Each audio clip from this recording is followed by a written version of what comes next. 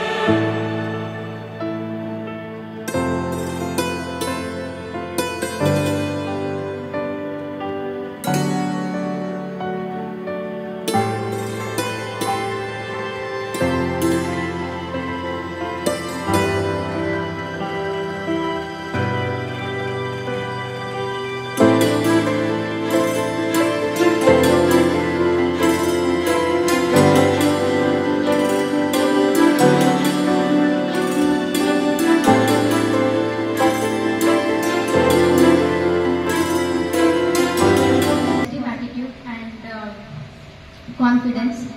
She is a very determined, strong, fearless woman with a very high moral values and strong willpower. She has proven herself in all the aspects of life, in all the walks of life.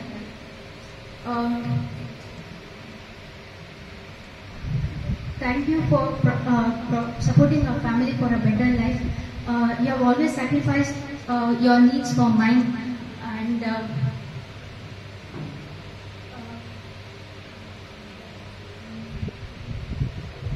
thank you for being you. You will always be my idol in my life. MLMN B.Ed College is very close to my heart because I have spent most of my childhood days here. I would also consider this as my second home, and I would like to thank each and everyone, right from BB's Billiappa sir's cabin to Nancy ma'am office. Though most of them have retired, yet I would like to remember all of them. I would extend my heartfelt gratitude to the every retired staff, also to the working staff present here. Also, I would like to extend my heartfelt gratitude to Virappa uncle, Malleshappa, Ningegaudru, Malik, Mahesh, Shivaya uncle for their support. Without everyone's support, this journey would have been incomplete. MLMN B.Ed college ಋಣ ಎಂದಿಗೂ ನಮ್ಮ ಮೇಲೆ ಇರುತ್ತೆ. ಈ ಸಂಸ್ಥೆ ನಮಗೆ ನಮ್ಮ family ತುಂಬ ಕೊಟ್ಟಿದೆ. ಈ ಸಂಸ್ಥೆ ಇನ್ನೂ ಒಳ್ಳೆ ರೀತಿಯಲ್ಲಿ ಅಭಿವೃದ್ಧಿಯಾಗಲಿ ಎಂದು ಆಶಿಸುತ್ತೇನೆ. ಅವಕಾಶಕ್ಕಾಗಿ ಧನ್ಯವಾದಗಳು. Thank you. ಮಾತನ್ನ ನಾವು ಓದಿದ್ದೇವೆ. ಕುರುಕ್ಷೇತ್ರ ಯುದ್ಧದಲ್ಲಿ ಭೀಷ್ಮಾಚಾರ್ಯರಿಗೆ ಪಟ್ಟವನ್ನು ಕಟ್ಟದಾಗ ಕರ್ಣ ಈ ಮುದುಕನಿಗೆ ಯಾಕೆ ಪಟ್ಟವನ್ನು ಕಟ್ತೀಯ ಅಂತ ಹಂಗಿಸಿದಾಗ ಭೀಷ್ಮಾಚಾರ್ಯರು ಹೇಳ್ತಾರೆ, ಕಲಿತನದ ಮುರುಕು, ಜೌವನದ ಸೊಕ್ಕು, ನಿಜೇಶನ ನೆಚ್ಚು, ಮಿಕ್ಕ ತೋಳ್ಬಲದ ಕೊಡಪ್ಪು ಕರ್ಣ ನಿನಗುಳ್ಳಿನಿತೆ ಎನಗುಂಡೆ ಸೋಳ್ ಪಡೆಯಲಪ್ಪುದ ಕಾಣ ಮಹಾಜರಂಗದೊಳ್ಳದಂತಹ ಮಾತನ್ನ ಹೇಳ್ತಾರೆ. ಎಲ್ರಿಗೂ ಅವರವರದೇ ಆದಂತಹ ಸರದಿ ಬಂದೇ ಬರುತ್ತೆ. ಅಂತೆಯೇ ಆ ಒಂದು ಪಂಪ ಭಾರತದ ವಾಕ್ಯವನ್ನ ನನ್ನ ವೃತ್ತಿ ಜೀವನಕ್ಕೆ ಅನ್ವಯಿಸಿದಾಗ ಇಂದು ನಿವೃತ್ತಿಯನ್ನು ಹೊಂದುತ್ತಿರುವಂತಹ ಈ ಸಂಸ್ಥೆಯಲ್ಲಿ ಅನೇಕ ಹಿರಿಯರು ನಿವೃತ್ತಿ ಸೇವೆಯನ್ನು ಸಲ್ಲಿಸಿ ನಿವೃತ್ತಿಯನ್ನು ಹೊಂದಿದ್ದಾರೆ. ಇಂದು ನನ್ನ ಸರದಿ. ಇಂತಹ ಸರದಿಯಲ್ಲಿ ನಾನಿಂದು ನಿಮ್ಮ ಮುಂದೆ ನಿಂತಿದ್ದೇನೆ. ಈಗ ಏನು ಒಂದು ಪೀಳಿಗೆಯಲ್ಲಿ ನೋಡಿದಾಗ ಎಲ್ಲರೂ ಹೇಳೋದು ನನಗೆ ಸಮಯನೇ ಇಲ್ಲ, ಟೈಮೇ ಸಾಕಾಗಲ್ಲ, ಟೈಮೇ ಇಲ್ಲ ಏನು ಮಾಡಕ್ಕೂ ಅಂತ ಅನ್ನುವಂತಹ ಮಾತನ್ನ ನಾನು ದಿನನಿತ್ಯ ಎಲ್ಲರಿಂದಲೂ ಕೇಳ್ತೀವಿ. ಆದರೆ ಇಂತಹ ನಿಮ್ಮೆಲ್ಲರ ಅಮೂಲ್ಯ ಕ್ಷಣಗಳನ್ನ ನನ್ನಗಾಗಿ, ನನ್ನ ಒಂದು ಕುಟುಂಬಕ್ಕಾಗಿ, ನನ್ನ ವೃತ್ತಿಗೆ ಶುಭ ವಿದಾಯವನ್ನ ಹೇಳುವಂತಹ ಇಂತಹ ಸಂದರ್ಭಕ್ಕೆ ಮೀಸಲಾಗಿಟ್ಟು ನೀವೆಲ್ಲ ಇಲ್ಲಿ ಉಪಸ್ಥಿತರಿದ್ದೀರಾ. ಅದಕ್ಕೆ ನಮ್ಮ ಮೊಟ್ಟ ಮೊದಲಾಗಿ ನಿಮಗೆಲ್ಲರಿಗೂ ಕೃತಜ್ಞತೆಯನ್ನು ಅರ್ಪಿಸ್ತೇನೆ. ಇನ್ನು ವೃತ್ತಿ ಜೀವನಕ್ಕೆ ಬಂದಾಗ, ವೃತ್ತಿಯಲ್ಲಿ ಹಿತ ಮತ್ತು ಅಹಿತ ಎನ್ನುವಂತಹ ಎರಡು ಮುಖಗಳನ್ನು ನಾವು ಕಾಣ್ತೇವೆ. ಹಿತ ಅನುಭವಗಳು ನಮಗೆ ಸಂತೋಷವನ್ನ ನೀಡಿದರೆ, ಅಹಿತ ಅನುಭವಗಳು ನಮಗೆ ಬದುಕಿಗೆ ಪಾಠವನ್ನ ಕಲಿಸುತ್ತೆ. ಆ ತೆರನಾಗಿ ಹಿತ ಹಾಗೂ ಅಹಿತ ಅನುಭವಗಳಿಂದ ನಾನು ಬದುಕನ್ನ ಸಾಗಿಸಿಕೊಂಡು ಬಂದಿದ್ದೇನೆ. ಗ್ರಂಥಪಾಲಕಳಾಗಿ ಗ್ರಂಥಾಲಯಕ್ಕೆ ಬರುವಂತಹ ಎಲ್ಲ ಪುಸ್ತಕಗಳನ್ನು ಓದುವಂತಹ ಅವಕಾಶ ನನ್ನದಾಗಿತ್ತು. ಹಿರಿಯ ಸಾಹಿತಿಗಳ ಜೀವನ ಚರಿತ್ರೆಯನ್ನು ಓದಿದಾಗ ಎಸ್.ಎಲ್. ಭೈರಪ್ಪನವರ ಭಿತ್ತಿಯಾಗಲಿ, ತರಾ ಸುಬ್ಬರಾಯರು, ತರಾಸು ಅಂತ ಕರೆಯುವಂತಹ ತರಾ ಸುಬ್ಬರಾಯರು ಬರೆದಿರುವಂತಹ ಹಿಂತಿರುಗಿ ನೋಡಿದಾಗ, ಎಪಿಜೆ ಅಬ್ದುಲ್ ಕಲಾಂರವರ ಪಯಣದ ಹಾದಿಯಲ್ಲಿ ಅಗ್ನಿಯ ರೆಕ್ಕೆಗಳು, ಅಂತೆಯೇ ಎ.ಎನ್. ಮೂರ್ತಿರಾಯರವರ ಸಂಜೆಗಣ್ಣಿನ ಹಿನ್ನೋಟ, ಅಂತೆಯೇ ಅನುಪಮಾ ನಿರಂಜನರವರ ಸಿಹಿ ಕಹಿ ಅನ್ನುವಂತಹ ಆತ್ಮ ಗ್ರಂಥಗಳನ್ನು ನೋಡಿದಾಗ ಬದುಕಿನಲ್ಲಿ ಅವರು ಎಷ್ಟು ಕಷ್ಟವನ್ನು ಪಟ್ಟಿದ್ದಾರಪ್ಪ, ಅವ್ರ ಮುಂದೆ ನಮ್ದು ಯಾವ ಕಷ್ಟನೂ ಅಲ್ಲ ಅನ್ನುವಂತಹ ಭಾವನೆ ನಮ್ಮ ಮನಸ್ಸಿನಲ್ಲಿ ಮೂಡಿ ಎಲ್ಲವನ್ನ ಸಮರ್ಥವಾಗಿ ಎದುರಿಸುವಂತಹ ಒಂದು ಮನೋಭಾವ ನಮ್ಮಲ್ಲಿ ಬೆಳೆಯೋದಕ್ಕೆ ಸಾಧ್ಯ ಆಗುತ್ತೆ.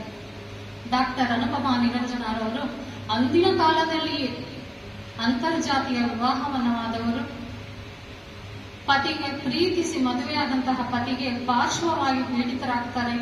ಅವರನ್ನು ನೋಡಿಕೊಳ್ತಾ ಇದ್ದಾಗ ಸ್ವತಃ ವೈದ್ಯರಾದ ಅವರಿಗೇನೆ ಕ್ಯಾನ್ಸರ್ ರೋಗಕ್ಕೆ ಬಲಿಯಾಗ್ತಾರೆ. 5 ಸಾರಿ ಶಸ್ತ್ರಚಿಕಿತ್ಸೆಯನ್ನ ಮಾಡ್ಕೊಳ್ತಾರೆ. ಕೊನೆಗೆ ಕಷ್ಟಪಟ್ಟು ಓದಿದಂತಹ ವೈದ್ಯಕೀಯ ವೃತ್ತಿಗೆ ರಾಜೀನಾಮೆಯನ್ನ ಇಟ್ಟು ಪ್ರವೃತ್ತಿಯಾಗಿ ಬೆಳೆಸಿಕೊಂಡಂತಹ ಸಾಹಿತಿಯಾಗಿ ಅವರು ಸಮಾಜಕ್ಕೆ ಬಿಂಬಗಳು ಪಡ್ತಾಳೆ. ಅವರ ಬದುಕನ್ನು ನೋಡಿದಾಗ ನಮಗೆ ಇವ್ರು ಎಂತ ಕಷ್ಟವನ್ನು ಅನುಭವಿಸಿದಾರಲ್ಲಪ್ಪ, ಆದ್ರೆ ಭಗವಂತ ನಮಗೆ ಆ ತೆರನಾದಂತಹ ಕಷ್ಟವನ್ನು ಕೊಟ್ಟಿಲ್ಲ. ಹಾಗಾಗಿ ಭಗವಂತನಿಗೆ ಮೊಟ್ಟ ಮೊದಲನಾಗಿ ಕೃತಜ್ಞತೆಯನ್ನು ಹೇಳ್ತೇನೆ. ಯಾಕೆ ಅಂತಂದ್ರೆ ವೃತ್ತಿ ಜೀವನದ ಈ ದೀರ್ಘ ಒಂದು ಸೇವೆಯನ್ನ ಸಲ್ಲಿಸೋದಕ್ಕೆ ಆಯಸ್ಸು ಆರೋಗ್ಯವನ್ನು ಕೊಟ್ಟಂತಹ ಭಗವಂತನಿಗೆ, ಹಾಗೆಯೇ ನನಗೆ ವಿದ್ಯೆಯನ್ನು ಕಲಿಸೋದ್ರ ಮೂಲಕ ನಾವು ಆರ್ಟ್ಸಿನ ಮಕ್ಕಳು, ತಂದೆ ಹೈಸ್ಕೂಲ್ ಉಪಾಧ್ಯಾಯರು, ನಿಮಗೆಲ್ಲ ಗೊತ್ತಿರಬಹುದು, ಅವಾಗ ಮೇಷ್ಟ್ರು ಅಂತ ಕರೀತಿದ್ರು ಉಪಾಧ್ಯಾಯರು. ಸಂಬಳ ಬಹಳ ಕಡಿಮೆ, ಆದರೂ ಸಹ ಎಲ್ಲ ಮಕ್ಕಳನ್ನ ಅವತ್ತಿರ್ಲಿಲ್ಲ ನನ್ನ ಇಂಟರ್ವ್ಯೂಲಿ. ಯಾಕೆ ಅಂತಂದ್ರೆ ಇಂಟರ್ವ್ಯೂ ಪೋಸ್ಟ್ಪೋನ್ ಆಗೋಗಿತ್ತು, ನಮಗೆ ಗೊತ್ತಿರಲಿಲ್ಲ. ಅವಾಗೆಲ್ಲ ಪತ್ರ ವ್ಯವಹಾರಗಳು ಬಹಳ ತಡವಾಗಿ ಪತ್ರ ನನಗೆ ತಲುಪಿದೆ. ಮುಂಚೆ ಇಂಟಿಮೇಷನ್ ಪ್ರಕಾರ ನಾವು ಇಲ್ಲಿಗೆ ಬಂದಿದ್ವಿ, ನಾನು ಸಹೋದರರ ಜೊತೆ ಬಂದಿದ್ದೆ. ಅಂತಹ ಸಂದರ್ಭದಲ್ಲಿ ಇಂಟರ್ವ್ಯೂ ಪೋಸ್ಟ್ಪೋನ್ ಆಗಿದೆಯಲ್ಲ, ಪ್ರಿನ್ಸಿಪಾಲ್ ಇಲ್ವಲ್ಲ ಊರಲ್ಲಿ ಅಂತ ಹೇಳಿದ್ರು. ಕೊನೆಗೆ ಅಷ್ಟು ದೂರದ ಸುಳ್ಳಿನಿಂದ ಬಂದಿದ್ದೀರಾ, ನಿಮ್ಮನ್ನು ಹಾಗೆ ಕಳಿಸೋದು ಸರಿಯಲ್ಲ ಅಂತ ಹೇಳಿ ಆ ದಿನ ನನಗೆ ಇಂಟರ್ವ್ಯೂ ಅನ್ನು ಮಾಡಿದ್ರು ಹಿರಿಯ ಚೇತನಗಳು. ಅಲ್ಲೇ ಹೇಳಿದ್ರು ನನಗೆ, ನೀವು ಬನ್ನಿ ಸೋಮವಾರದಿಂದ ಬನ್ನಿ ಅಂತ. ನನಗೆ ಹೋಗಿ ತಯಾರಾಗಿ ಬರಬೇಕಾಗಿತ್ತು.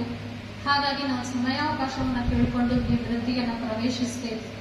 ಅವರೊಂದಿಗೆ ಆ ಹಿರಿಯ ಚೇತನಗಳ ಜೊತೆ ಹಾಗೂ ದಾನಿಗಳ ವಂಶಸ್ಥರಿಗೆ ಮಂಜಯ್ಯ ಶೆಟ್ಟಿ ಹಾಗೂ ದೀಪಕ್ ಸರ್ ಅವರಿಗೆ, ಅವರೂ ಸಹ ನಮ್ಮೊಂದಿಗೆ ಇಲ್ಲ ಇವತ್ತು.